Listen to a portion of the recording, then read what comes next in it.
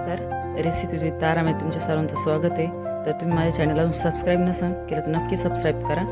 तर आज आपण उपवासासाठी खूप छान अशी इडली बनवणार आहोत. तुम्ही पण नक्की करून बघा. चला तर सुरुवात करू रेसिपीला.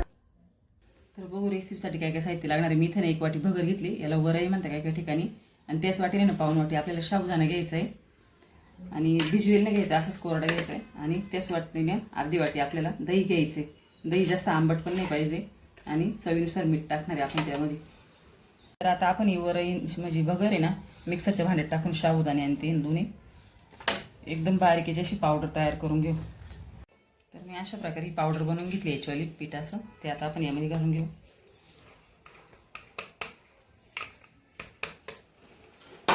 यामध्ये आपल्याला दही घालायचे,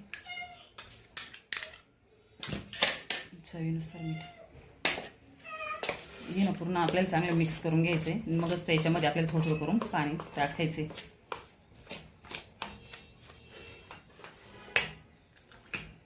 आपण उपवासाला तीच खिचडी वडे खाऊन खाऊन कंटाळा येतो. तर कधी अशी नवरात्रीमध्ये इडली करून ठेवली. प्री मिक्सिंग तुम्ही बनवून पण ठेवू शकता ये.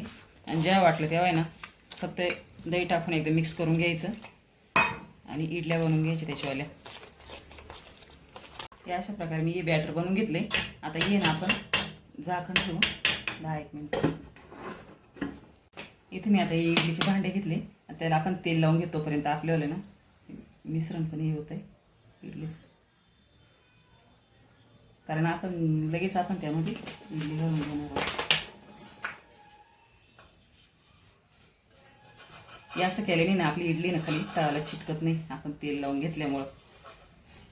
तर आपलं बॅटर नाही आता सेट झाले, थोडं घट्ट पण झाले तुम्ही बघू शकता.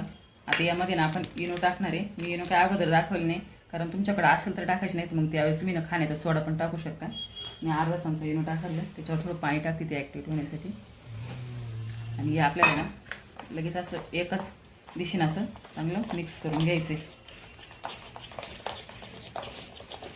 आणि त्यासाठी आपण लगेच इडली पात्रामधले भांडे ना तयार करून ठेवले. एक साईडला पाणी पण गरम करायला ठेवले, कारण आपण ज्यावेळेस सोडा बिडा टाकतो ना ते आपल्याला लगेच गरम व्हायचे ठेवायचे राहते म्हणजे ते लोक. आता आपण इडलीच्या भांडे त्यानं भरून घेऊ. जास्त पातळ पण नाही करायचं मिश्रण, आपल्याला असंच करायचं. तर मी आता इकडे पाणी पण करून घेतले, गरम केले. त्यामध्ये आपण हे ना इडलीचे भांडे ठेवून घेऊ.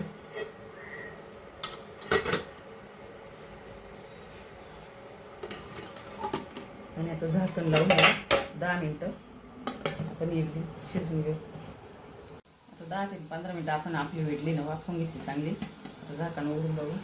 छान असं तुम्ही बघू शकता. आता गॅस बंद करते आणि या थंड होऊन देऊ. त्यानंतर आपण याच्यातून काढून घेऊ ते. तर आता आपल्या इडल्या पण थंड झाल्या. आपण येते आता काढून घेऊ चमच्याच्या साह्याने, नाही तर मग चाकूच्या साह्याने अशा काढून घ्यायच्या. खाली चिटकत पण नाही. तुम्ही बघू शकता खूप छान असे झाले, एकदम अशा कापसासारख्या. तर आपण आता हे सगळ्या काढून घेऊ.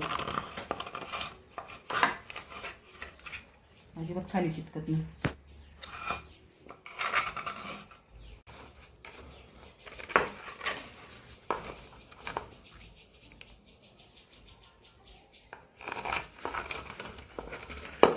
तर तुम्ही बघू शकता खूप छान अशा आपल्या इडल्या तयार झाल्या. आणि वेगळी अशी रेसिपी उपवासासाठी.